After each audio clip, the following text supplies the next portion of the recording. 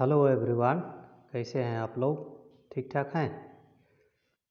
आज हम लोग सॉल्व करेंगे झारखंड शैक्षणिक अनुसंधान एवं प्रशिक्षण परिषद रांची झारखंड द्वारा प्रथम सावधिक परीक्षा 2021-2022 के द्वारा दिए गए मॉडल प्रश्न पत्र में से क्लास 12 का केमिस्ट्री का सेट 2 हम हल करेंगे। ओके, इनके क्या क्या निर्देश हैं आपको पता है। हम लोग डायरेक्ट जाएंगे क्वेश्चन पर। ओके, पहला सवाल है, the number of atoms in a simple cubic unit cell of a monoatomic elementary substance is equal to 1, 2, 3, 4। तो आंसर होगा 1।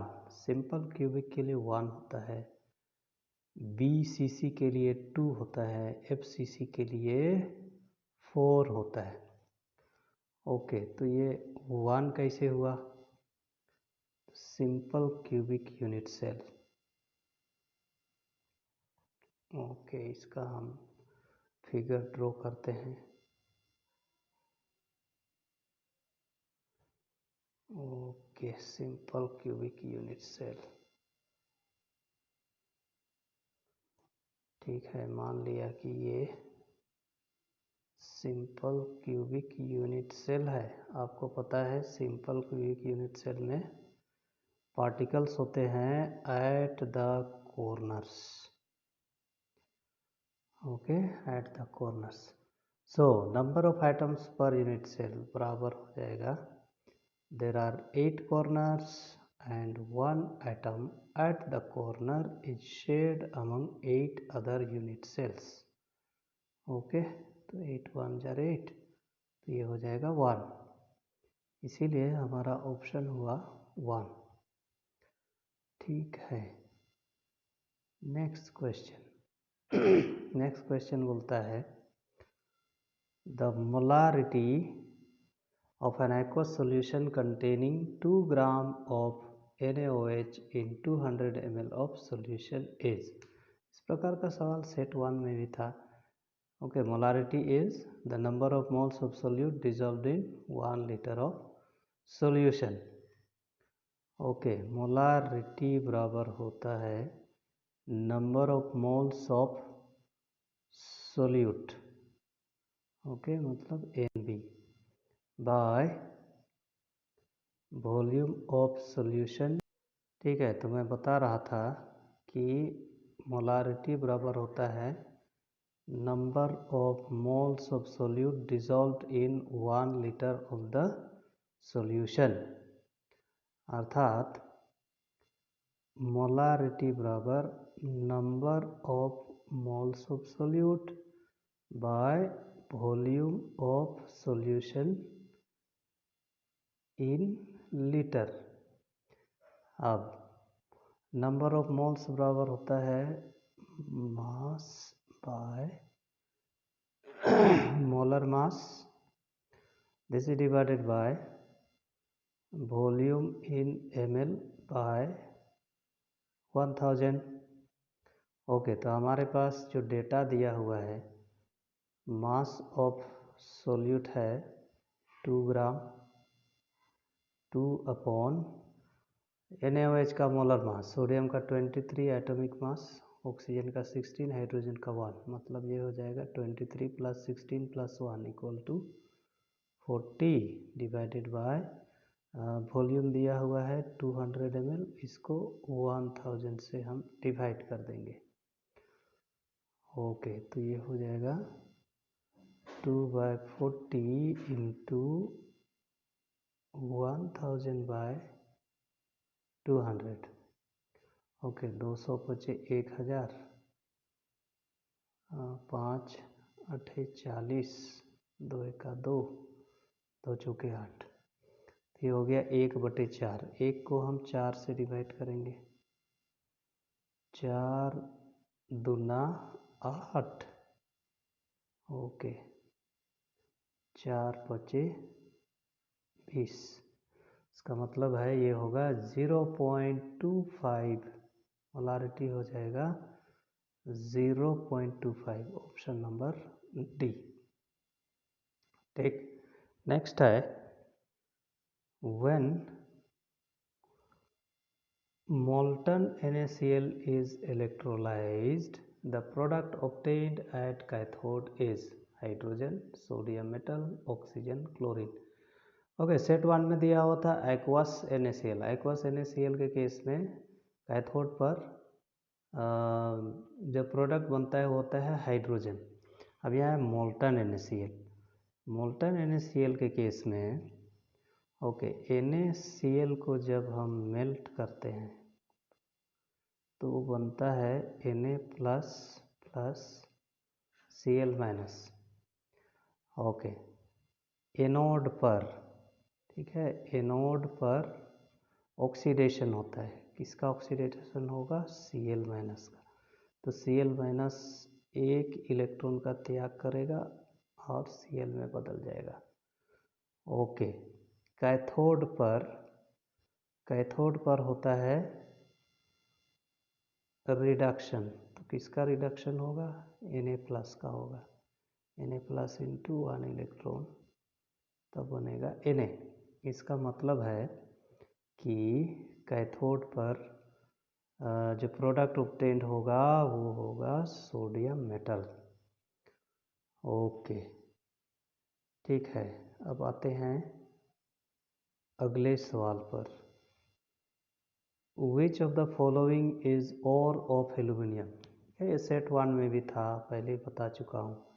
हेमाटाइट होता है Al2O3, डोलोमाइट होता है MgCO3 CaCO3, कैसीटेराइट होता है SnO2, बॉक्साइट होता है Al2O3 2H2O।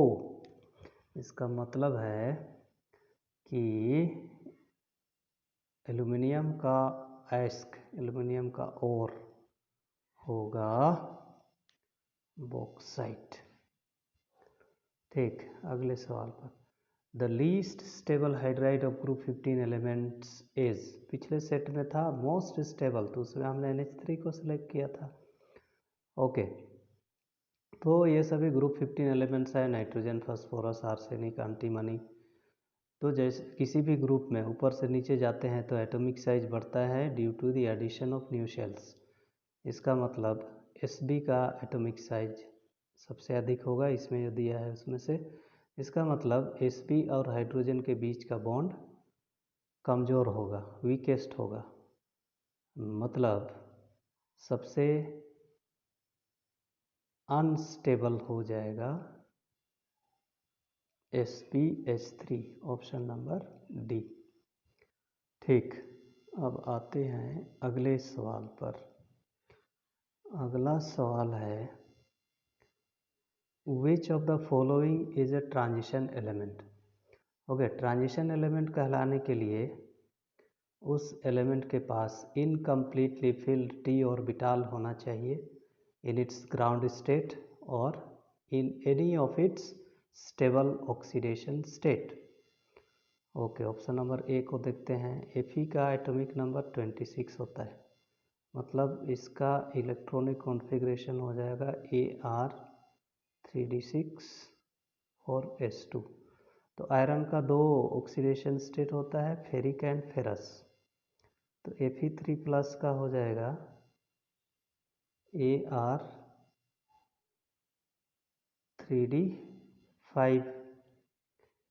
Ar3d5। तो इसको हम ऐसे व्यवस्थित कर सकते हैं Ar3d5 1 2 3 4 5। ओके, 5 इलेक्ट्रॉन है तो हर ऑर्बिटल में एक एक इलेक्ट्रॉन होगा, मतलब इसमें 5 अनपेड इलेक्ट्रॉन है, मतलब कि ये फर्स्ट कंडीशन तो पूरा कर दिया। ओके, अब Fe3 प्लस का देख लिए। Fe2 प्लस का हो जाएगा Ar3D6, तो उसमें क्या होगा 1 2 3 4 5, तो यहाँ पर ओके, यहाँ पर 2 इलेक्ट्रॉन होंगे, तो 1 2 3 4, 4 अनपेड इलेक्ट्रॉन है। तो ये दर्शाता है कि आयरन का ग्राउंड स्टेट में भी अनपेड इलेक्ट्रॉन होता है d ऑर्बिटल में, और Fe2+ और Fe3+ में भी अनपेड इलेक्ट्रॉन होता है।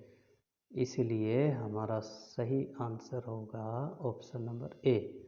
ठीक है, पिछला सेट में था कि विच of the following is not a transition element, उसमें हमने जिंक को सेलेक्ट किया था। ओके, ठीक। अब आते हैं क्वेश्चन नंबर 7।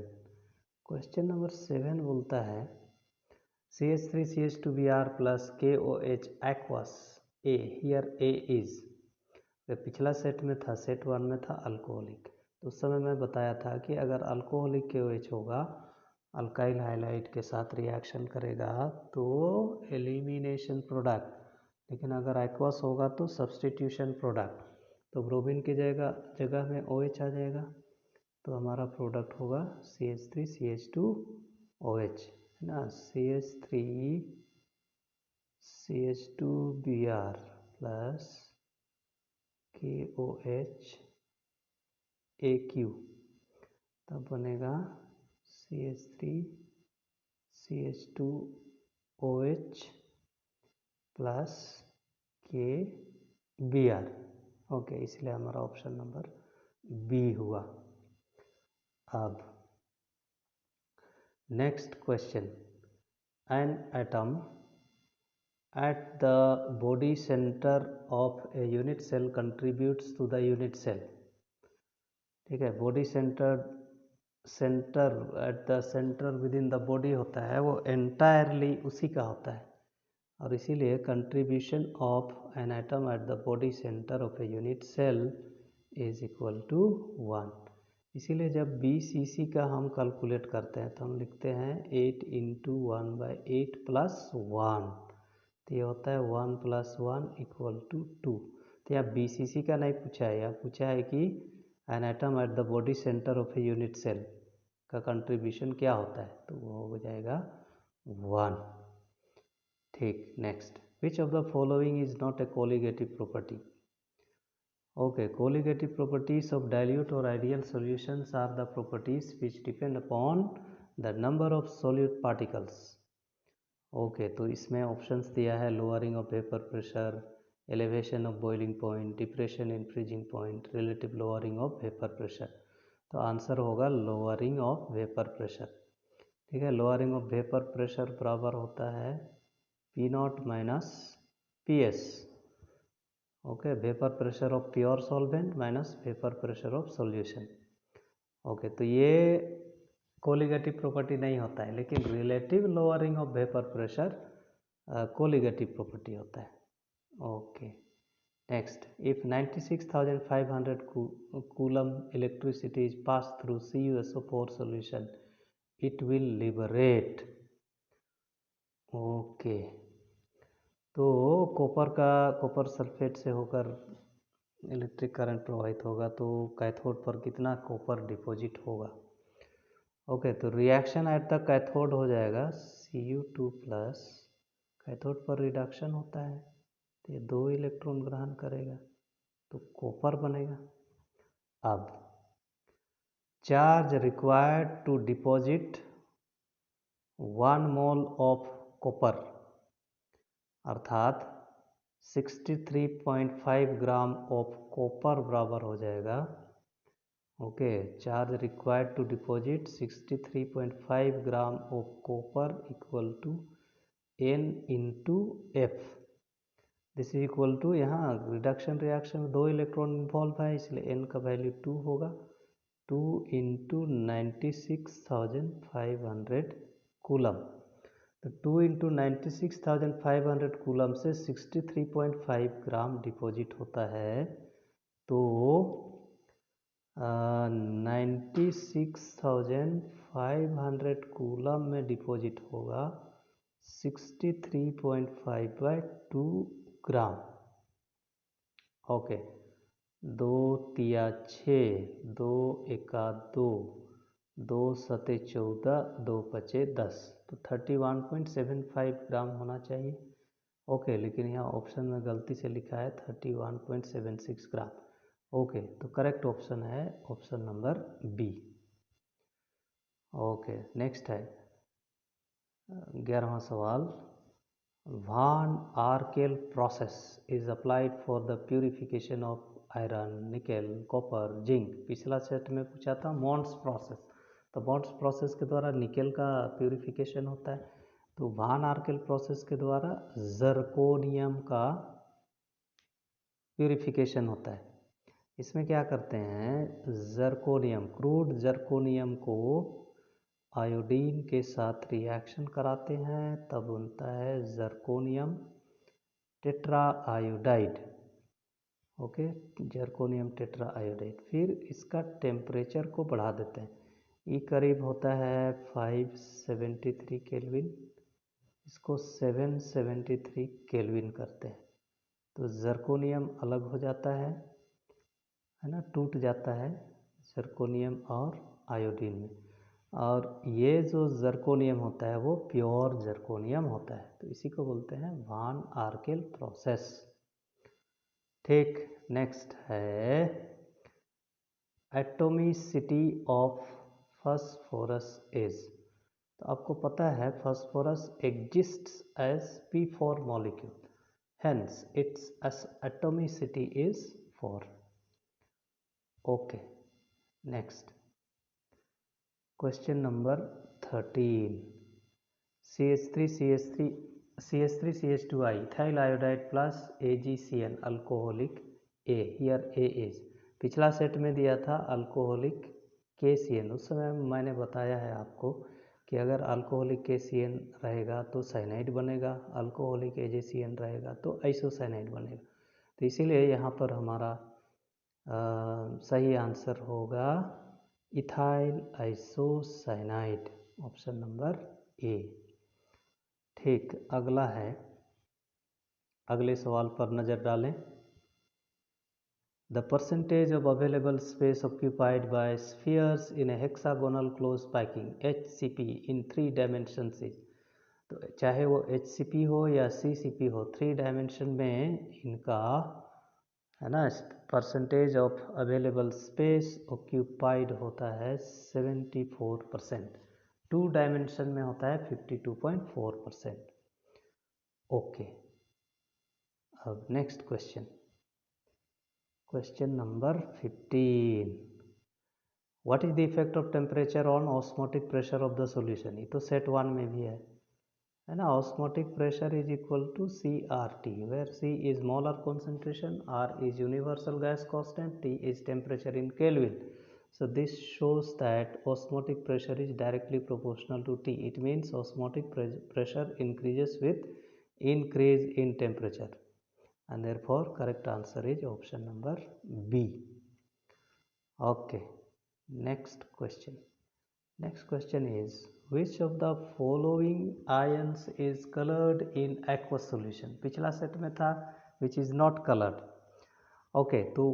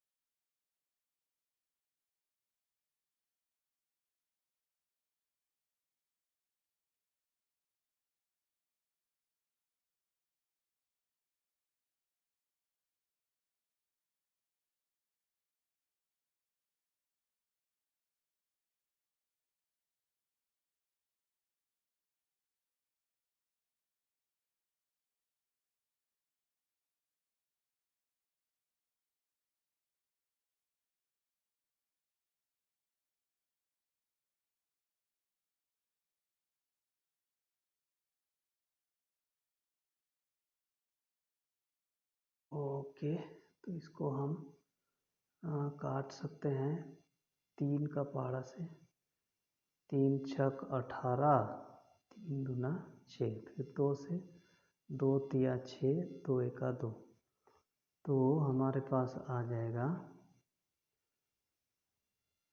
92 इंटू 100/31, तो ये होगा 9200/31।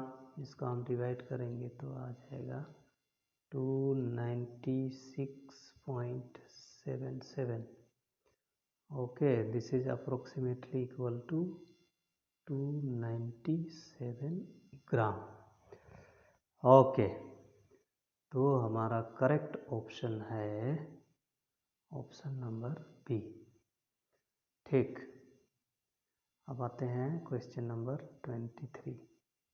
क्वेश्चन नंबर 23 में है, during the extraction of iron limestone is added which acts as flux, slag, reducing agent, gang। correct option है फ्लास्क।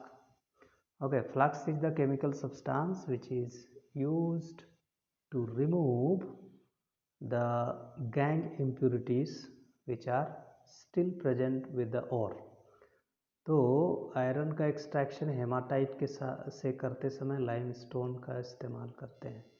तो लाइमस्टोन होता है CaCO3, तो ये इसको गर्म करते हैं तो CaO प्लस CO2 में टूट जाता है। तो ये आयरन का हेमाटाइट में जो अशुद्धि होती है वो होता है SiO2, सिलिका। इसके साथ ये कैल्शियम ऑक्साइड रिएक्शन करके बनाता है CaSiO3, कैल्शियम सिलिकेट। ठीक है, इसको बोलते हैं स्लैग। क्या स्लैग? इसका मतलब है फ्लक्स प्लस गैंग।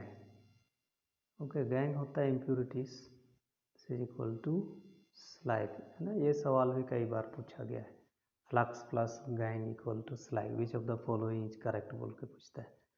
ओके, तो यहाँ पर limestone acts as a flux. ठीक है, तो हमारा करेक्ट ऑप्शन है फ्लक्स। ठीक, अब आते हैं अगला सवाल। The number of POP bridges in structure of P4O10 is 3, 4, 5, 6। ठीक है, तो सबसे पहले हमको तो बनाना होगा इसका स्ट्रक्चर। तो इसका स्ट्रक्चर P4O10, तो जब भी आप फास्फोरस के कंपाउंड्स का स्ट्रक्चर बनाते हैं हमेशा ध्यान रखिएगा कि फास्फोरस का 5 बॉन्ड होना चाहिए, जिसमें से एक बॉन्ड होगा double bond O। Okay, PO alternatively एक बार P लिखना है, एक बार O लिखना है, और इस प्रकार से इसका स्ट्रक्चर बनाना है। ओके, P 1 2 3 4, यहाँ पर O। अब हर P में डबल बॉन्ड O होगा। ओके, डबल बॉन्ड O, इधर भी O, और फास्फोरस का 5 बॉन्ड होना चाहिए, तो यहाँ पर सबका अभी तक 4 है। ओके, तो आप लगा सकते हैं ये फास्फोरस के बीच में एक ऑक्सीजन, और ये 2 फास्फोरस के बीच में एक ऑक्सीजन। अब गिनती करते हैं, 1 2 3 4, 4 फास्फोरस, ऑक्सीजन 1 2 3 4 5 6 7 8 9 और 1 10। अगर POP बॉन्ड गिनती करना है, ये हो गया 1, ओके, ये हो गया 2, ये हो गया 3, फिर ये हो गया 4, E हो गया 5, और E हो गया 6। इसका मतलब है there are 6 POP bonds. Okay, bridges. सही आंसर है ऑप्शन नंबर डी। ठीक, अब अगला सवाल। The number of vacant orbitals in valence shell of phosphorus is 3056। Okay, phosphorus का, ओके एक मिनट, फास्फोरस का, ओके फास्फोरस का एटॉमिक नंबर होता है 15, electronic configuration 1s2, 2s2, 2p6, 3s2, 3p3। तो 5 वैलेंस इलेक्ट्रॉन है। ओके, तो 2s, ओके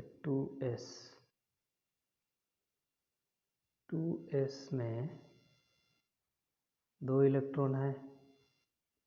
ओके, 2s में 2 इलेक्ट्रॉन है। एक का होगा पॉजिटिव हाफ स्पिन, दूसरा का होगा नेगेटिव हाफ स्पिन। फिर p सब शेल में 3 इलेक्ट्रॉन है, px, py, pz। तो हुंड्स रूल के अनुसार ये जो 3 इलेक्ट्रॉन होगा, px में 1 होगा, py में 1 होगा, pz में 1 होगा। इसका मतलब है कि इसमें कोई भी वैकेंट ऑर्बिटल नहीं है। So number of vacant orbitals in the valence shell of phosphorus is equal to 0। ठीक, अब अगले सवाल, question number 26। The electronic configuration of copper is, ना ये तो पिछला सेट में भी था। कॉपर का एटॉमिक नंबर 29 होता है, तो इसका इलेक्ट्रॉनिक कॉन्फ़िगरेशन हो जाएगा Ar3d10 4s1। ठीक है, 3d9 4s1 नहीं होता है। This is due to the extra stability arising from exactly filled, okay completely filled and exactly half filled configuration. तो डी सब सेल में 10 इलेक्ट्रॉन होते हैं, तो कंप्लीटली फिल्ड हो जाता है। एस में 2 इलेक्ट्रॉन रह सकता है, 2 का आधा 1 हो गया। ओके, तो ऐसा इलेक्ट्रॉनिक कॉन्फ़िगरेशन रहने से कॉपर का को एक्स्ट्रा स्टेबिलिटी मिल जाती है। इसका मतलब है हमारा करेक्ट ऑप्शन है बी। ठीक है, चलिए अगला सवाल पर जाते हैं। Question number 27। Okay, question number 27 है, standard reduction potential of 3 metals A, B, C are respectively plus 0.5 volt, 3.0 volt and 1.2 volt. The order of reducing power of these metals. Okay, तो जिसका रिडक्शन पोटेंशियल जितना कम होगा उसका reducing power उतना ही अधिक होगा। तो सबसे कम है सी का -1, ओके सी का नहीं, बी का है -3.0। ओके, इसका है सबसे कम रिडक्शन पोटेंशियल। उसके बाद है ओके बी का है, फिर है सी का और सबसे अधिक है ए का। मतलब रिड्यूसिंग पावर हो जाएगा, सबसे अधिक होगा बी का, उससे कम होगा सी का और सबसे कम होगा ए का। इसलिए हमारा आंसर होगा ऑप्शन नंबर डी। ठीक है, तो याद रखना कि स्टैंडर्ड रिडक्शन पोटेंशियल जिसका जितना कम होगा उसका रिड्यूसिंग पावर उतना ही अधिक होगा। ओके ठीक, next question. The products of the following reaction is are, okay, ethyl bromide plus sodium plus methyl bromide dry ether की उपस्थिति में रिएक्शन कराएंगे तो इनमें से क्या बनेगा।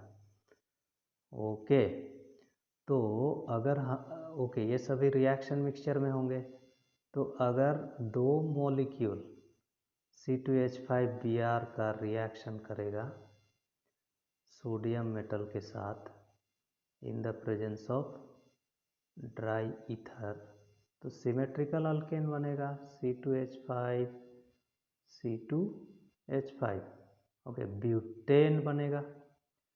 ठीक, अगर ओके रिएक्शन हो सकता है दो ब्यूटेन के बीच में, फिर रिएक्शन हो सकता है ना, दो इथाइल ब्रोमाइड के बीच में, और रिएक्शन हो सकता है मिथाइल ब्रोमाइड के बीच में। तो जब रिएक्शन होगा मिथाइल ब्रोमाइड के बीच में तो सिमेट्रिकल अल्केन हो जाएगा ethane, okay, ethane plus 2NaBr।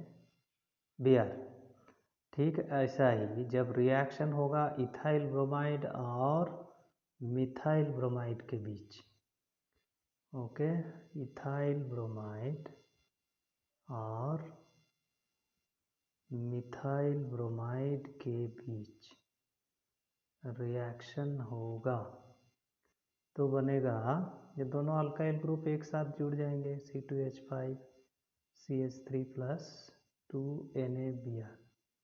इसका मतलब है इसमें इथेन बन सकता है, प्रोपेन बन सकता है, ब्यूटेन बन सकता है। ठीक है, इसलिए हमारा करेक्ट आंसर होगा ऑप्शन नंबर बी। ठीक, अब आइए अगला सवाल।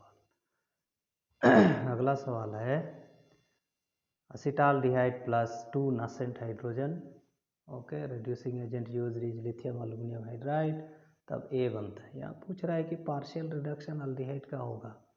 ठीक है, अल्डिहाइड का पार्शियल रिडक्शन करने से अल्कोहल बनता है, कीटोन का पार्शियल रिडक्शन करने से सेकेंडरी अल्कोहल, और अल्डिहाइड का करने से प्राइमरी अल्कोहल।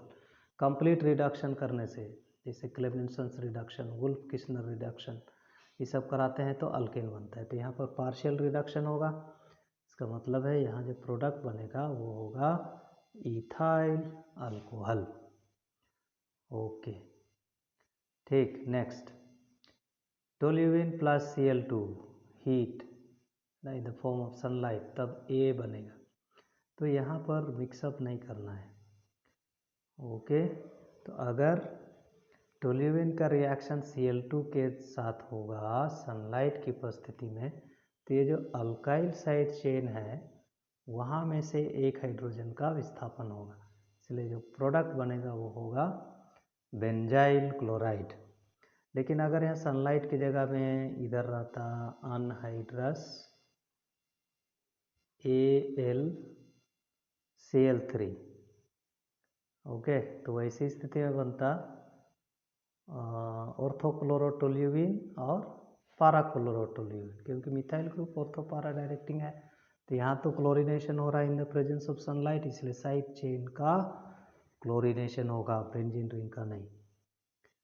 ठीक, अब आगे question number 31, the IUPAC name of the compound shown below is, और कहते हैं यहाँ क्लोरीन है, ब्रोमीन है, डबल बॉन्ड है। आपको पता है हाइड्रोजन का प्रायोरिटी ऑर्डर होता है HCl Br I, है ना, ये है डिक्रीजिंग ऑर्डर ऑफ प्रायोरिटी। तो इसको जब हम नंबरिंग करेंगे तो जिस कार्बन में क्लोरीन है इसको 1 नंबर देंगे, फिर ये हो जाएगा 2 नंबर, और ये हो जाएगा 3 नंबर। इसका मतलब है इसका नाम हो जाएगा, अब अल्फ़ाबेटिकल ऑर्डर में सो जाएंगे, ब्रोमो क्लोरो, तो होगा 3 ब्रोमो, तो साइक्लोहेक्सिन है 3 ब्रोमो 1 क्लोरो साइक्लोहेक्सिन। ओके, तो ऑप्शन नंबर ए तो नहीं है, अब देखते हैं सही ऑप्शन कौन सा नंबर में है। ओके, ऑप्शन नंबर सी है 3 ब्रोमो 1 क्लोरो साइक्लोहेक्सिन। ओके, तो option number C is the correct option. ठीक, नेक्स्ट है hydration of propene in the presence of dilute H2SO4 gives. Okay, hydration of propene, तो यहाँ पर Markovnikov's rule apply करना है। ये हो गया प्रोपीन हाइड्रेशन, मतलब addition of H2O in the presence of dilute H2SO4, तो मार्कोनिकॉप्स रूल के अनुसार H2O का एडिशन होगा। जिस डबल बॉन्ड वाले उस कार्बन में जिसमें कम हाइड्रोजन है वहाँ नेगेटिव पार्ट, और जिसमें अधिक हाइड्रोजन है वहाँ पॉजिटिव पार्ट। तो हमारा प्रोडक्ट हो जाएगा CH3CH, यहाँ जुड़ेगा OH और CH2 में हाइड्रोजन, तो ये हो जाएगा CH3। तो बन गया 2 प्रोपेनॉल या प्रोपेन टू ऑल या आइसोप्रोपाइल अल्कोहल। ओके, अब देखते हैं ऑप्शन में कहाँ पर है ये। तो ऑप्शन में ये है बी नंबर पर, CH3CHOH CH3।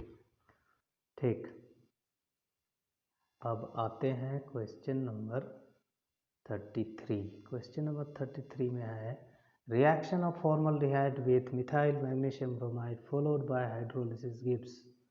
ओके, पहले हल कर लेते हैं, उसके बाद हम ऑप्शन सेलेक्ट करेंगे। ओके, HCOH प्लस CH3MgBr, ठीक है, इन the presence of dry ether. तो आपको पता है कि रिग्नार्ड रिएजेंट के अल्काइल वाला भाग में पार्शियल नेगेटिव चार्ज होता है और MgBr वाला भाग में पार्शियल पॉजिटिव चार्ज। ओके, जब अल्डिहाइड कार्बोनाइल कंपाउंड का एडिशन होता है तो यहाँ पर इसके लिए स्थान बनता है। कैसे बनता है? ऑक्सीजन कार्बन से अधिक इलेक्ट्रोनेगेटिव है, इसलिए ये यहाँ का बॉन्डेड इलेक्ट्रॉन का अपनी ओर खींचता है, जिससे यहाँ पर नेगेटिव चार्ज और यहाँ पर पॉजिटिव चार्ज। असमान आवेशन में आकर्षण, इसलिए CH3 जुड़ता है यहाँ, और O में जुड़ता है MgBr। तो इसीलिए हमारा एडिशन प्रोडक्ट हो जाएगा कार्बन को। ओके, अल्काइल ग्रुप को हम जोड़ देंगे कार्बोनाइल कार्बन पर और O में जोड़ देंगे MgBr। फिर इसको हम हाइड्रोलिसिस करेंगे, तो H2OH+, तो इधर H जुड़ेगा, इधर OH जुड़ेगा। तो ऐसी स्थिति में हमारा जो प्रोडक्ट होगा वो होगा CH3CH, है ना, CH2OH प्लस MgOH Br, ठीक है, ethyl alcohol plus magnesium hydroxy bromide. Okay, तो हमारा सही आंसर है ऑप्शन नंबर सी।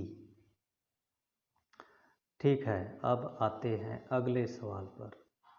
Question number 34। Ethyl alcohol H2SO4 के साथ इसको हीट करते हैं 443 केल्विन पर, तो इसमें क्या बनेगा? देखिए, the reaction of alcohol is with H2SO4 is temperature dependent.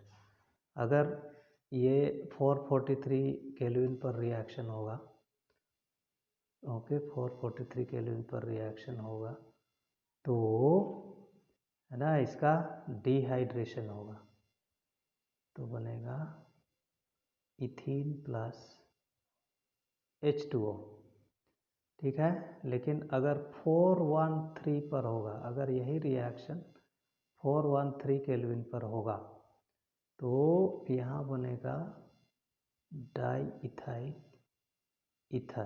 तो देखना कि टेम्परेचर कितना दिया हुआ है, ठीक है, तो उसी के हिसाब से प्रोडक्ट बनेगा। अगर 443 केल्विन है तो अल्कीन, अर्थात 2 कार्बन वाला अल्कीन होगा, इथीन। और अगर टेम्परेचर दिया हुआ है 413 केल्विन तो डाईइथाइल ईथर। ओके, तो करेक्ट ऑप्शन